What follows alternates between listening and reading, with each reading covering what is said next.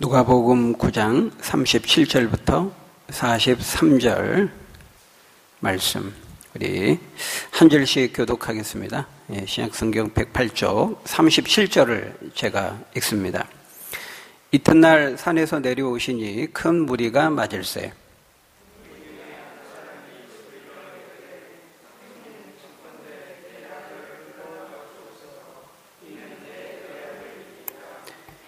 귀신이 그를 잡아 갑자기 부르짖게 하고 경련을 일으켜 거품을 흘리게 하며 몹시 상하게 하고야 겨우 떠나가나이다.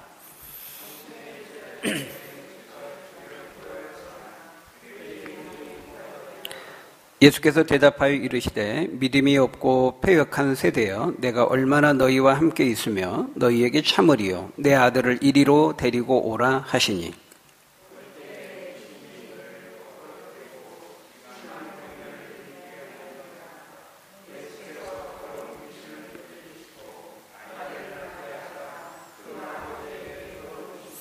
우리 같이 읽겠습니다. 사람들이 다 하나님의 위엄에 놀라니라. 아멘. 거기까지 읽겠습니다. 우리 예수님을 믿는 우리 성도들이, 그리스도인들이 꼭 가져야 될, 놓치지 말아야 될 두 가지 감각이 있습니다. 두 가지 감각. 여러분, 그게 무엇일까요? 하나는 영적인 감각이고 또 하나는 현실 감각입니다. 사실 이 두 가지가 다 중요합니다. 영적인 감각, 현실 감각.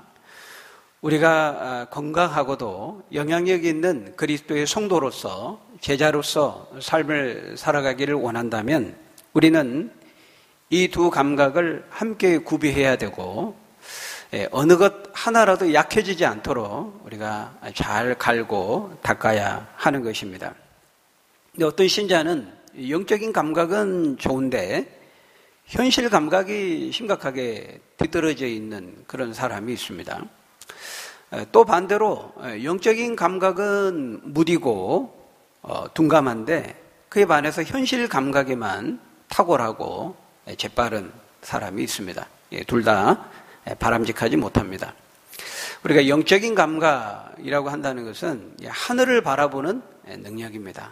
우리 인생을 살아가면서 이 감각이 우리에게 중요하죠. 하늘을 바라보는 능력.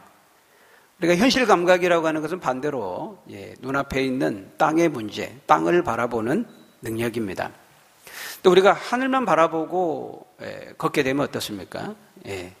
돌부리에 걸려서 넘어지게 될 것입니다. 근데 반대로 앞에 있는 땅만 보고, 눈앞에 있는 것만 보고 가면, 열심히 가면 열심히 많이 간 것 같기는 하는데 가다가 보니까 엉뚱한 길로, 잘못된 방향을 잃고 엉뚱한 데로 갈 수가 있는 것이죠. 그렇기 때문에 건강한 신자는 저 멀리 하늘을 바라보면서 바로 앞에 있는 땅도 보아야 되고, 동시에 바로 앞에 있는 땅을 보면서도 우리는 멀리 하늘을 바라보면서 큰 방향을 놓치지 않아야 하는 것입니다. 우리가 운전할 때도 그렇잖아요. 초보의 특징이 뭡니까? 초보. 일단은 이제 흰 면장갑을 끼죠. 흰 면장갑을 끼고 몸이 거의 이제 핸들에 이제 밀착시킵니다. 그리고 목을 꼿이 세우고 이제 오직 앞만 보고 가죠. 앞차 꽁무니만 보고 갑니다. 절대 이제 방향 전환이라는 것은 없죠. 옆에도 안 보고 이제 초지일관 앞만 보고 가는 것이죠. 옆에서 뒤에서 막 빵빵거려도 자기가 뭘 잘못했는지를 모릅니다. 보지도 않아요. 근데 저도 이제 언젠가 그 교차로에서 신호를 기다리다가 이제 앞에 큰 트럭이 있는 겁니다. 덤프 트럭. 바로 그 뒤에 이제 대고 있는데 신호를 기다리다가 이제 트럭이 가니까 저녁에 따라간 겁니다. 앞차만 보고 쭉 따라갔는데 사실은 이제 신호등이 안 보이니까요. 신호가 이미 이제 빨간불로 바뀐 겁니다. 근데 이제 트럭이 이제 거의 마지막 이제 가는 거죠. 나는 이제 모르고 이제 트럭을 따라갔는데, 이미 신호가 바뀌었던 겁니다.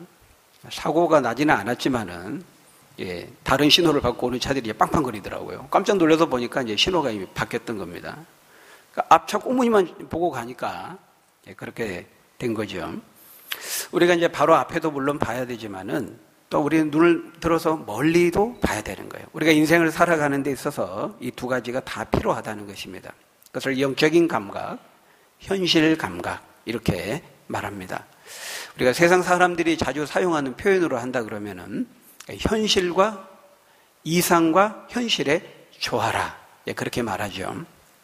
그러니까 사람이 이상이 없으면 그 이상을 의미하는 그 비전과 인생의 목적과 소망이 없으면은 인생을 대충 살게 됩니다. 그러니까 이상은 중요한 거예요.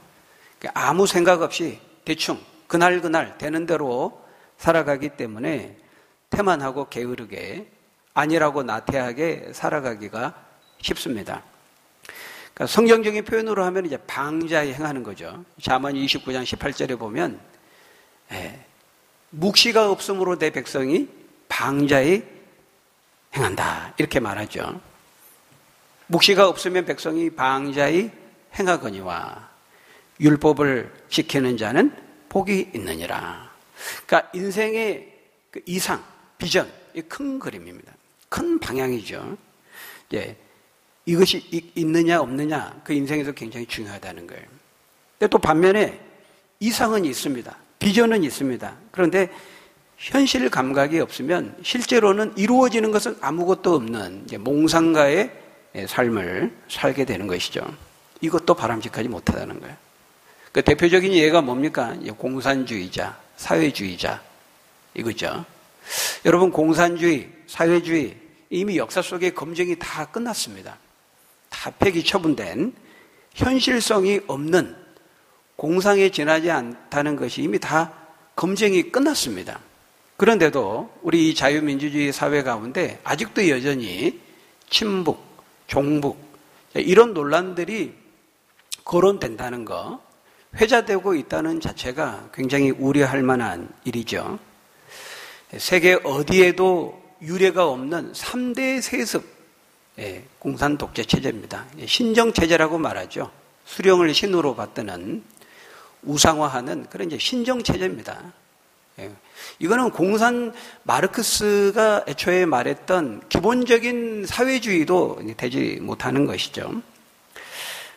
사실 이제 이 북한식 공산주의, 이 사회주의, 이 원래는 이제 마르크스가 이 사회주의 공산주의 이야기할 때 이거는 이제 노동자, 농민, 생산수단과 권력이 없는 노동자, 농민이 주인되는 세상을 만들자. 이게 이제 마르크스가 말한 그 사회주의 이론이거든요.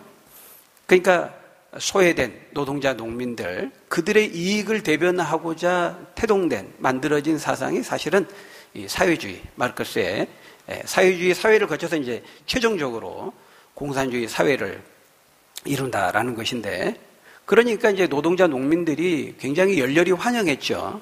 그들에게 똑같이 가지고 있지 않는 생산수단, 권력, 토지 이런 것들을 똑같이 분배해주고 나눠준다고 하니까 그렇게만 되면 정말 공정하고 공평한 사회가 될 수 있겠다. 열렬히 환영했던 겁니다. 그래서 혁명의 기체 아래 그 노동자, 농민, 그 평민, 서민 또는 인민, 민중 이런 사람들이 다 거기에 모여가지고 열렬히 환영하면서 그 매력을 느끼고 그 사상을 받아들였던 것이죠.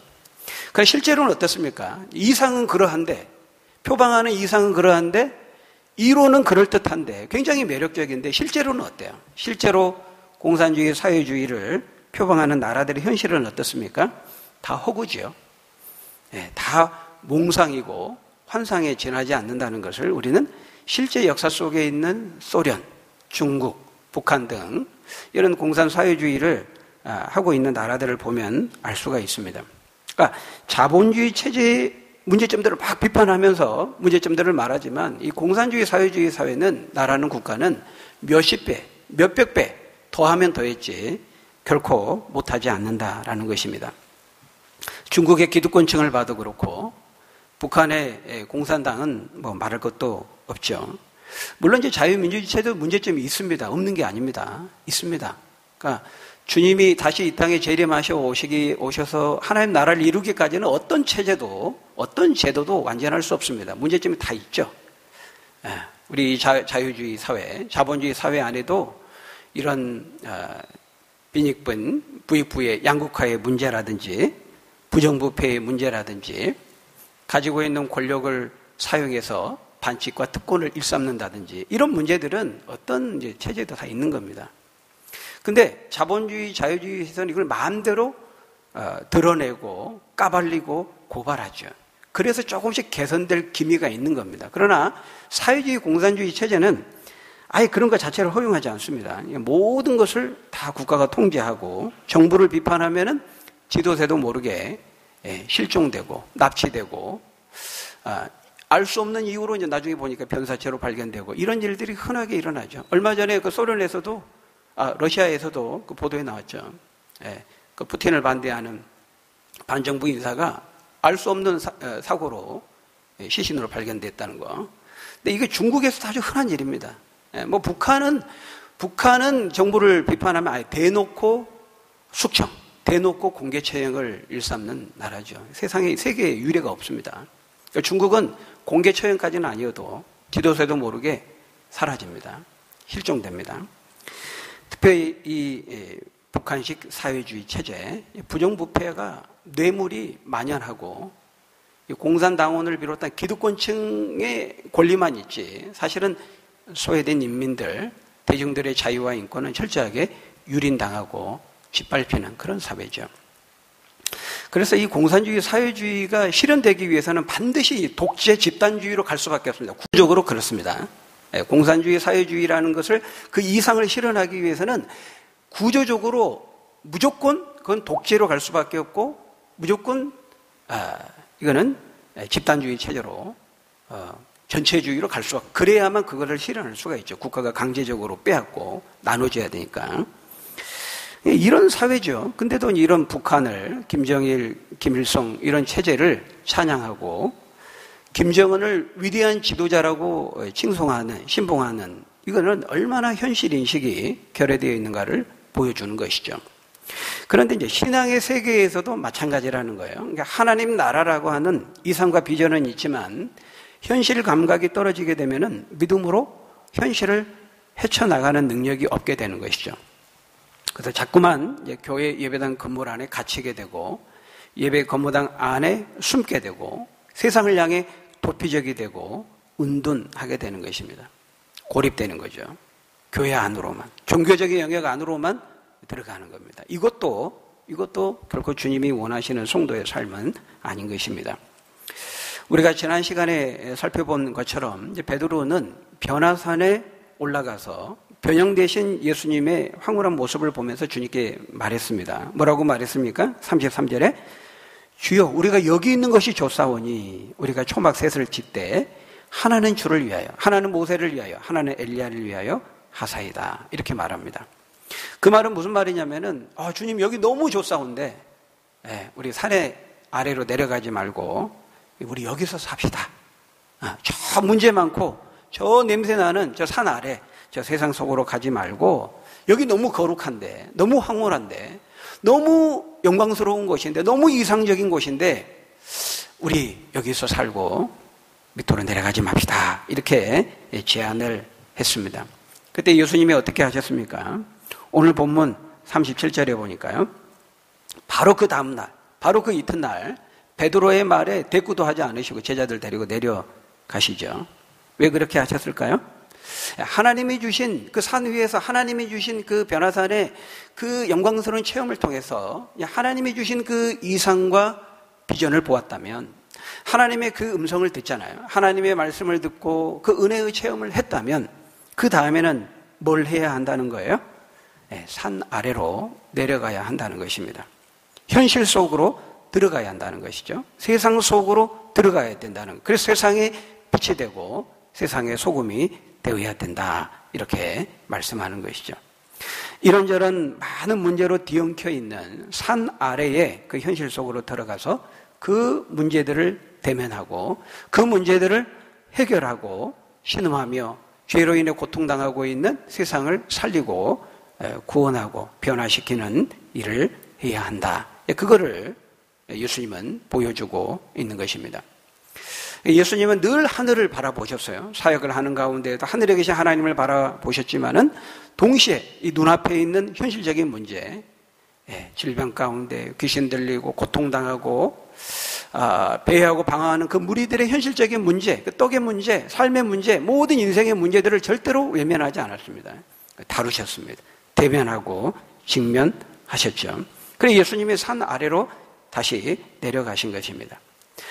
하늘에 계셨던 주님께서 그 하늘 영광의 보좌를 버리시고 죄와 구원의 문제를 해결하기 위해서 이 세상 속으로 사람의 몸으로 오셨던 것처럼 다시 주님은 산 위에서 산 아래에 있는 인생의 많은 문제들을 해결하기 위해서 세상 속으로 산 아래로 내려가신 것이죠. 예수님이 산 아래로 내려가시니까 뭐가 기다리고 있었습니까? 인생에 많은 문제가 기다리고 있었습니다. 그러니까 주님은 그 문제 속으로 들어가신 겁니다. 여러분 38절, 39절 우리 한번 같이 읽어볼까요? 38절, 39절 시작. 무리 중에 한 사람이 소리질러 이르되 선생님 청컨대 내 아들을 돌보아 주옵소서. 귀신이 그를 잡아 갑자기 부르짖게 하고 응연을 일으켜 거품을 흘리게 하며 몹시 상하게 하고야 겨우 떠나가나이다. 예수님이 산 아래로 내려가니까 귀신 들려서 간질로 고통당하는 그 아들을 고쳐달라고 부르짖는 이제 아버지가 기다리고 있는 겁니다. 산 위에서의 모습과 산 아래의 모습이 극명하게 대조되는 것을 우리가 볼 수가 있죠. 산 위에서는 예수님의 얼굴이 해같이 빛났죠. 그 옷에 광채가 났고 그 영광스러운 모습이 있었습니다. 환희가 있었습니다. 근데 산 아래는 어떻습니까? 귀신 들려서 경련을 일으키고 거품을 흘리면서 고통 가운데 비참한 삶을 이어가는 한 아버지의 아들이 있는 것이죠. 이 인생의 어둠입니다. 그러니까 산 위가 빛이라면 산 아래는 흑암이고 어둠인 것이죠. 여러분, 이것은 우리 인생을 이해하는 중요한 두 그림을 우리에게 보여주는 것입니다. 여러분, 성도란 무엇일까요? 바로 이 두 그림을 가슴에 품고 살아가는 사람들입니다. 여러분, 예수님을 믿는다는 것이 무엇일까요? 예수님을 믿는 성도로 살아간다는 것은 무엇을 의미할까요? 여러분, 바로 그것은 산 위에서의 그 은혜의 체험의 능력을 가지고 산 아래서 치열하게 살아가는 것을 의미하는 것입니다. 산 위에서 제자인 베드로와 야고보와 요한이 이 황홀한 체험을 했잖아요. 그거는 천상의 영광을 본 것이고 천국의 은혜 체험을 한 것입니다. 그 은혜 체험을 했다면 그 은혜 체험의 능력이 나타나고 발휘되고 드러나야 되는 그 승부처는 어디라는 거예요? 산 위가 아니고 산 아래라 하는 것입니다. 죄악이 관영하고 어둠이 지배하는 바로 이 세상이 되어야 한다라는 것이죠. 여러분, 우리는 예수님을 믿자마자 바로 천국으로 직행하지 않습니다. 하나님을 믿는 성도가 되고 거룩한 신자가 되어도 여전히 죄악이 관영하는 이 세상 위에, 이 땅 위에 우리는 발을 딛고 살아가야 합니다. 이게 성도의 실존입니다. 우리가 아무리 하늘을 향해 높이 뛰어도요, 우리는 2초 이상, 3초 이상 이 지상에서, 땅에서 발을 뗄 수가 없는 그런 존재들이죠. 그래서 우리는 이 땅에 있는 좀, 땅에서 하늘을 바라보는 자들이 되어야 하는 것이죠. 땅에 있지만, 몸은 땅에 있지만은 우리의 눈은, 우리의 마음은, 우리의 영혼은, 우리의 중심은 항상 하늘을 봐야 되는 거예요. 그래서 골로새서 3장 2절에 뭐라고 말씀합니까?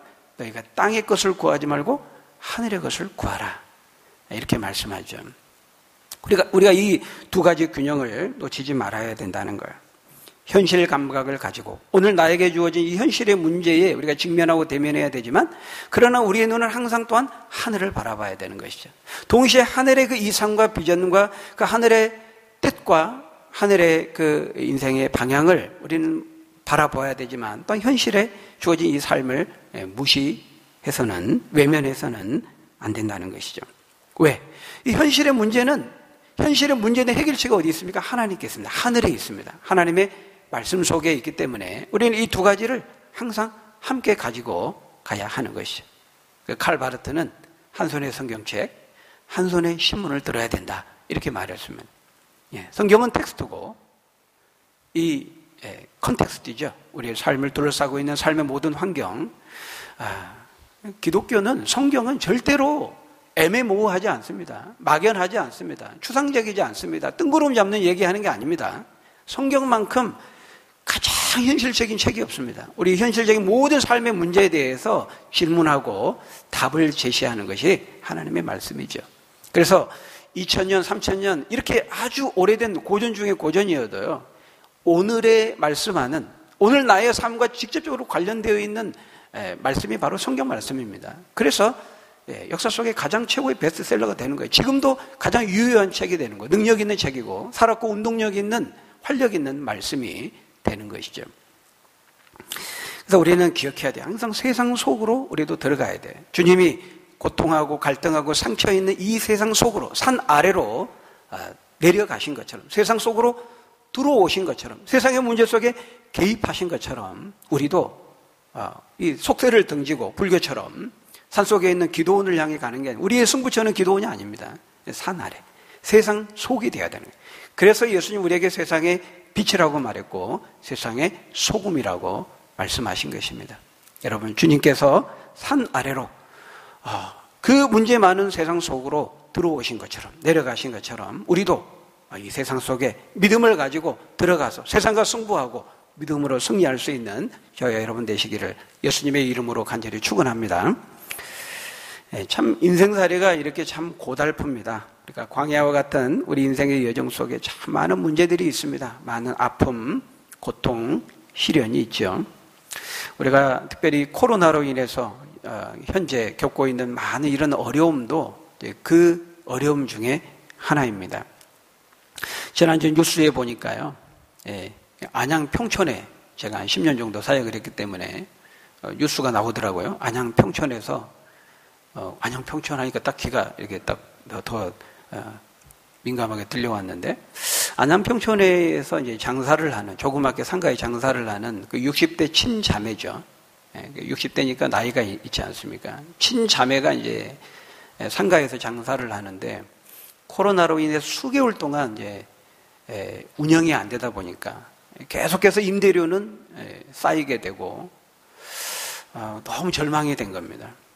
적자가 누적이 되고, 또 정부는 계속 이제 강하게 이제 발표를 하고 소망이 없어 보이는 거예요. 너무 비관해가지고 두 분이 이제 자살을 했다는 그 보도를 제가 지난주에 본 적이 있는데요. 한 분은 사망을 했고 한 분은 사망하지 않았다고 그때 그렇게 보도를 하더라고요.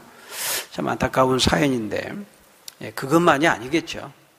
다 뭐 보도되지 않아서 그렇지 참 말로 할 수 없는 참 기구한 사연들, 어려움들, 많은 이런저런 고통과 어려움을 겪는 분들이 많이 있을 거예요.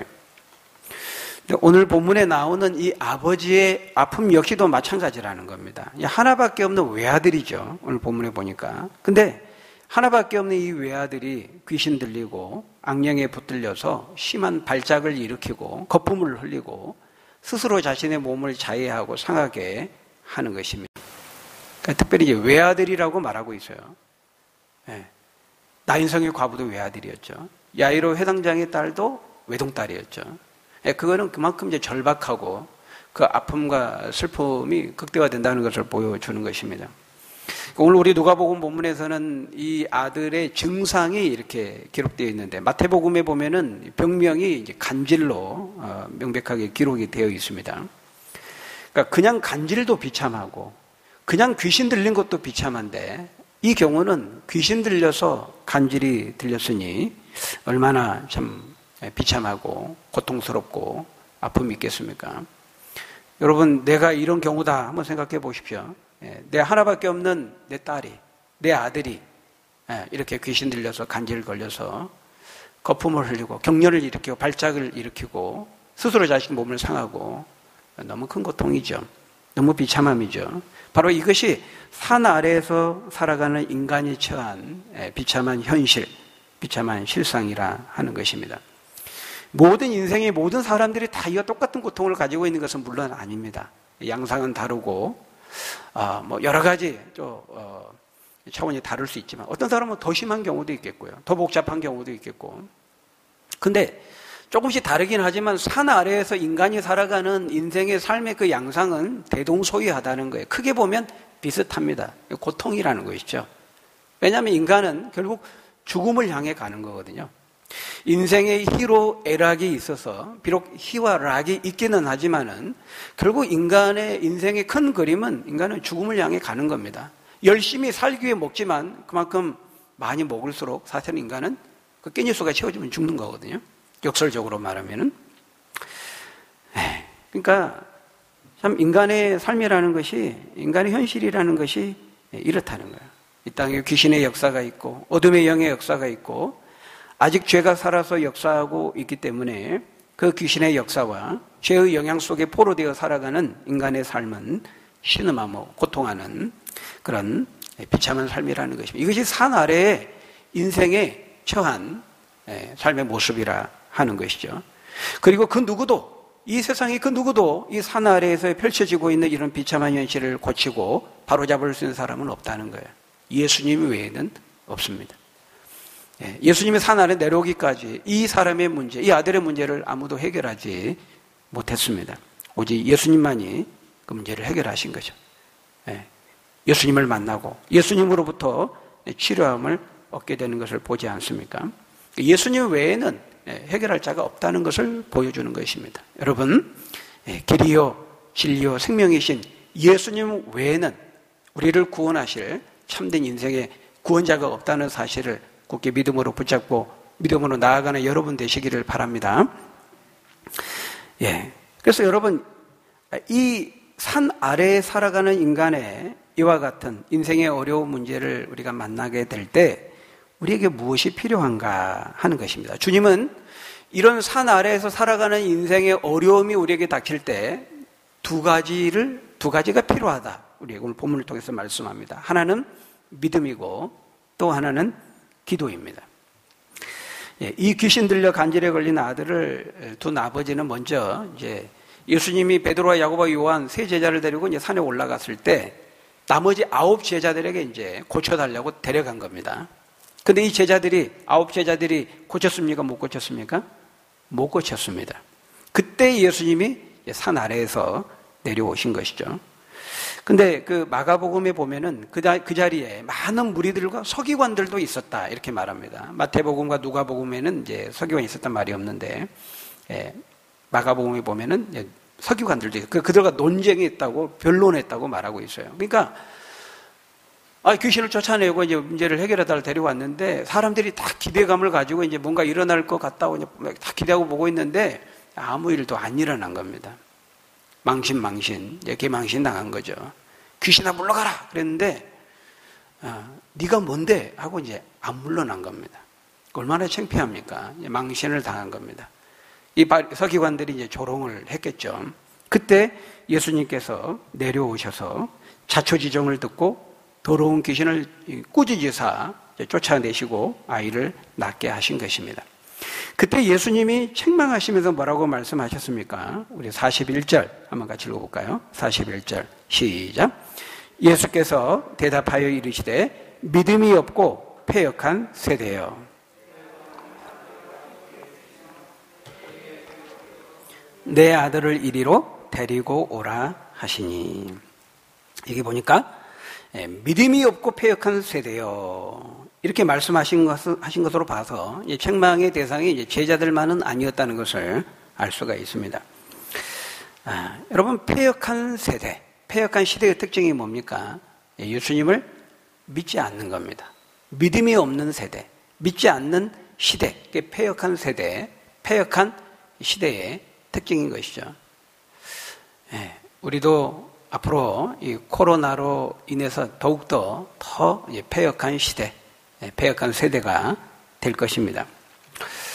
마태복음에 보면은 나중에 제자들이 조용히 예수님께 가서 이제 여쭙습니다. 주님은 귀신을 쫓아내셨는데 왜 우리는 못했습니까? 왜 우리가 하지 못했습니까? 이렇게 이제 여쭈어보죠. 그때 주님이 뭐라고 말씀합니까? 너희 믿음의 문제다. 이렇게 말합니다.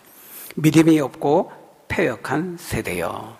그러면서 마태복음 7장 20절에 보면은 누가복음에 없는 말씀이 있는데 마태복음 17장 20절에 보면은 겨자씨만한 믿음에 대한 말씀을 하죠. 만일 너희 속에 겨자씨 알만한 믿음만 있어도 이 산을 들어 바다에 옮겨오리라 하였을 터이니 너희가 못할 것이 없으리라. 이렇게 말씀합니다. 주님은 이제 과장법을 사용하고 계신 거죠. 여기서 말씀하는 산은 실제 산을 의미하는 것은 아닙니다. 이제 유대인들에게 있어서 이 산은 이제 비유죠. 유대인들은 이 산, 우리도 그런 말 하잖아요. 태산 같은 문제, 산적한 문제, 산더미 같이 쌓인 문제, 이렇게 비유적으로 말하는 것처럼 유대인들도 이 산은 해결하기 어려운 난제, 어려운 문제들을 이제 비유적으로 일컫는 말입니다. 그런데 하나님을 믿고 너희가 진정으로 믿고 의지하고 그분의 도우심을 구한다면은 어떤 산적한 문제와 어려움도 어떤 난제들도 해결될 수 있다라는 것을 예수님이 말씀하신 거죠. 근데 문제는 너희들에게 그 믿음이 있느냐? 그 질문을 던지신 겁니다. 근데 재미있는 것은 병행구인 마가복음 7장에도 여기 이제 기록이 되어 있는데요. 거기서는 이 믿음의 문제를 기도의 문제로 말씀을 합니다. 기도의 문제로. 그래서 마가복음 9장 28절 29절에 보면 제자들이 똑같이 질문해요. 제자들이 조용히 묻자오되 우리는 어찌하여 능히 그 귀신을 쫓아내지 못하였나이까. 아까 마태복음에서는 믿음의 문제로 말씀했는데 오늘 본문도 믿음의 문제를 얘기하죠. 근데 이 마가복음에서는 이렇게 말씀합니다. 이르시되 기도 외에 다른 곳으로는 이런 종류가 나갈 수 없느니라. 기도의 문제를 말씀하고 있어요. 여러분 사실 같은 말씀인 것입니다. 그들의 기도의 문제는 곧 믿음의 문제를 말씀하는 것이죠. 그러니까 정확히 말하면 마태와 누가에서는 믿음의 문제, 마가복음 기도의 문제로 말하면 이게 같은 것을 말하는 겁니다. 결국 두 개를 종합해 보면 무슨 말이 되는 거예요? 내가 믿음으로 기도하지 않았기 때문이다. 이렇게 문제를 원인을 말씀하고 있는 것이죠. 여러분 우리에게 믿음이 있다 할지라도요, 우리가 실제로 기도하지 않으면은 하나님 능력이 나타날 수가 없다는 거예요. 그 기도는 굉장히 중요해요. 왜냐하면은 하나님은 우리 믿음을 통해서 역사하시는데 더 구체적으로는 우리가 믿음을 가지고 하나님께 기도할 때 그 기도를 사용해서 우리의 기도를 통해서 기도하는 성도를 통해서 능력을 나타내신다라는 것이죠. 근데 계속해서 보여준 제자들의 모습은 어땠습니까? 우리가 지난 시간에도 변화산산에 올라갔을 때 예수님이 기도하러 제자들을 데리고 올라가시다 말하죠. 그 십자가에 죽으시고 너희가 너희 십자가로 져야 된다는 말씀을 한 다음에 그 십자가를 사명을 감당할 수 있게 해서 기도해야 된다. 예수님이 이제 산으로 헐몬산으로 기도하러 제자를 데리고 왔는데, 그리고 예수님이 기도하는 가운데 영광 중에 변화되셨는데 그때 제자들은 뭐 했습니까? 제자들은 졸았습니다. 기도하자고 졸았어요. 졸다 보니까는 모세가 엘리야가 막 나타나서 예수님과 대화하는 거 이제 보지 않았습니까? 그러니까 기도해야 될 때 제자들은 기도하는 모습이 아니고 늘 졸고 자고 이런 모습이 이제 복음서에 그려지고 있어요. 나중에 이제 예수님이 십자가에 잡히시기 직전에 겟세마네 동산에서 이제 예수님이 나를 위해서 같이 기도하자 할 때에도 기도하지 않습니다. 와가지고 야, 네 졸고 있냐? 야, 1시간만 나랑 같이 기도 못 하겠냐? 갔다 보니까 또 졸고 있죠. 세 번째 와서는 그냥 자라, 됐다구만, 자라, 막 이렇게 말씀하시는데요. 그래서 이제 기도해야 될 때 제자들이 기도하지 못하고 있는 것을 성경은 계속 보여주고 있어요. 그러니까 기도하지 않는 성도는 능력을 나타내기 어렵다는 것입니다. 왜냐하면 하나님께서 능력을 나타내실 때 우리의 기도를 통해서, 우리의 기도를 사용하셔서 기도하는 성도를 통해서 그 능력을 나타내시기 때문에 그렇죠. 근데 지금 제자들의 문제는 너희들이 믿음으로 기도하지 않았다. 주님의 진단입니다. 여러분, 기도라는 건 뭡니까? 기도는 나에게 능력이 없고 오직 하나님께 능력이 있다는 것을 겸손히 인정하는 겁니다. 그 인정하는 사람이 내 힘으로, 내 지혜로, 내 능력으로, 내 실력으로 인생을 살 수 없다는 것을 인정하기 때문에 이제 무릎 꿇고 하나님께 도우심을 구하는 거죠. 그거 이제 기도라는 행위인 것입니다. 주권적인 하나님의 긍휼과 능력을 겸손히 구하는 행위가 기도인 것이죠. 그러니까 믿음이 있다 할지라도 실제로 하나님 우리가 기도하기를 원하세요. 그냥 주실 수 있지만 우리 기도를 통해서 하나님 주시기를 원해요. 그래야 하나님이 또 주신 줄을 알기 때문에 그렇습니다. 그래서 믿음이 있어도 우리 기도해야 되는데 그때의 기도는 또한 믿음의 기도이어야 한다는 거예요. 그러니까 기도만 하면 기계적으로 기도라는 행위 자체의 능력이 있느냐? 그건 아닙니다. 지성이면 감천입니까? 그건 뭐 무속종교에 있는 거고요. 우리 기독교는 그냥 기도라는 그 행위 자체가 기계적으로 자동적으로 능력을 나타내는 것은 또한 아니에요. 만일 그렇다고 한다면은 기도하는 우리에게 능력이 있는 거잖아요. 우리에게 능력이 있는 거는 같잖아요. 그건 아닙니다. 그때의 기도는 믿음의 기도이어야 한다는 거예요. 여러분, 하나님께서 언제 우리에게 능력을 나타내세요? 그러니까 믿을 때 능력을 나타내십니다. 언제 능력을 나타내신다고요? 네, 기도할 때 능력을 나타내신다는 거예요. 언제 능력을 나타내신다고요? 네, 대답을 안 하시네요. 눈치를 보고 있죠.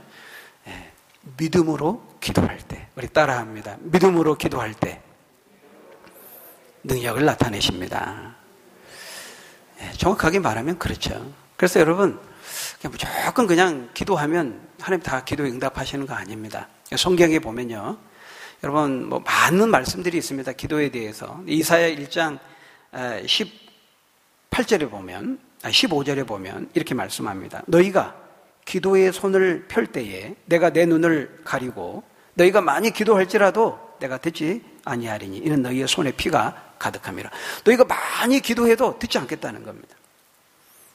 시편 66편 18절에도 동일하게 말씀하죠. 내가 나의 마음에 죄악을 품었더라면 주께서 기도를 아무리 많이 해도 듣지 아니하시리라. 네. 야고보서 4장 2절 3절에도 말씀합니다. 너희가 얻지 못하면 구하지 아니하며 기도하지 않으며 기도하여도 얻지 못한 것은 너희가 정욕으로 쓰려고 잘못 구함이라. 잘못된 기도, 여러분 하나님 듣지 않습니다. 그러니까 모든 기도가 기계적으로 다 역사하고 능력이 나타나고 응답되는 거 아닙니다. 하나님 뜻에 합당한 기도, 바른 기도.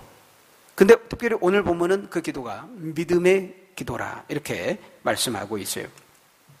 야고보서 5장 15절에 보면 이렇게 말씀합니다. 믿음의 기도는 병든 자를 구원하리니 주께서 그를 일으키시리라. 주께서 그 사람의 그 믿음의 기도를 들으시고 주께서 일으키신다는 거예요. 그러니까 일으키시는 분은 누가예요? 누가 그걸 결정하는 거예요? 주께서. 우리가 기도하지만 우리의 기도를 통해 하나님 능력을 나타내시지만 기계적으로 자동적으로는 아니에요. 그러니까 그것을 결정하시는 이는 하나님이신 거죠. 우리의 기도가 믿음의 기도인지 참된 기도인지 그리고 지금 응답해야 되는지 아니면 조금 이따 응답해 이 모든 걸 결정하시는 이는 주권적인 하나님이시라 하는 것입니다. 여러분, 하나님께서 오늘날에도 기적을 행하신다는 거 여러분 믿습니까? 여러분 인생 가운데 기적을 행하실 수 있으면 믿으세요? 네, 믿어야 됩니다. 하나님이 지금도 우리의 믿음을 통해서 우리의 기도를 통해서 여전히 기적을 행하시는 분이에요. 그래서 마가복음에 보면은 예수님께서 이 아버지에게 말씀하죠. 할 수 있거든이 무슨 말이냐. 믿는 자에게는 능히 하지 못할 일이 없느니라. 정말 네가 믿고 네가 믿는 그 하나님이 전지전능하신 하나님이셔서 일으키시고자 하시기만 한다면 못할 것이 무엇이 있겠느냐. 먼저 우리가 믿어야 되고 믿음으로 기도해야 되고 그 기도를 들으시고 능력을 나타내기를 원하신다면 하나님께는 불가능한 것이 없다. 이렇게 말씀하고 있어요. 그러니까 하나님 우리의 믿음과 우리의 기도를 통해서 능력을 나타내시지만 그 능력의 원천은 기도하는 우리는 아니라는 거예요. 그걸 이제 착각하면 안 됩니다. 능력을 내가 마음대로 결정하고 그런 식으로 말하는 건 안 돼요. 안수만 하면 내가 안수만 하면 다 낫는다. 이거는 거짓말입니다. 잘못된 말이죠. 우리가 안수하고 기도할 수 있지만은 궁극적으로 일으키시는 이는 주께서 일으키시는 겁니다. 그걸 결정하시는 이는 주님이죠. 그러니까 능력의 원천은 우리에게 있는 게 아닙니다. 기도하는 우리에게 있는 것이 아니고 우리의 믿음의 기도를 들으시고 능력을 나타내시는 하나님께 있는 것이죠. 분명한 사실은 하나님은 우리의 문제 속에 들어오시기를 원하신다는 거예요. 산적한 문제가 많은 냄새나는 사날의 세상 속에 주님은 제자들을 데리고 다시 내려가시고 들어가셨습니다. 주님은 문제 많은 내 인생 속에 내 삶 속에 개입해 오시고 들어오시기를 원하십니다. 우리도 그 문제를 가지고 복음의 능력, 믿음의 능력, 하나님 주신 그 권세와 능력을 가지고 우리는 세상 속에 들어가야 돼요. 문제 속에 들어가야 돼요. 절대로 우리는 문제를 회피해서는 안 됩니다. 예수님이 하신 것처럼 고통이 있고 아픔이 있다 할지라도 여러분 앞에 주어진 그 문제를 회피하지 말고 외면하지 말고 대면하시고 직면하시기 바랍니다.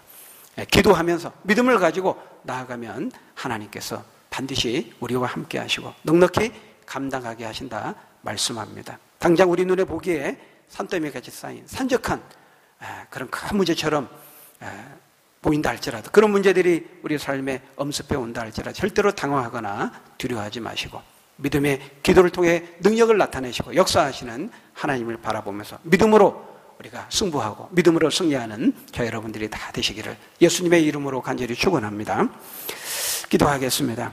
아버지 하나님, 이 세상에 참 산 아래에 많은 고통이 있고 신음이 있고 많은 문제와 고통과 아픔이 있습니다. 그 문제 속에 둘러싸여 우리들이 신음하며 고통합니다. 그러나 그 가운데에도 주님이 우리 삶에 개입해 오시고 들어오시고 능력 주시고 믿음 주시고 기도하면 주께서 함께 하시고 해결해 주시고 또 감당할 수 있는 지혜와 믿음과 명철과 능력을 허락해 주시겠다 말씀했습니다. 어떤 문제든지 우리가 그 문제 속에 대면하고 직면하고 들어가서 믿음으로 하나님 주신 권세와 믿음과 지혜와 명철과 능력으로 이기고 승리할 수 있는 우리 믿음의 사람들 다 될 수 있도록 축복해 주옵소서. 예수님 이름으로 기도하옵나이다.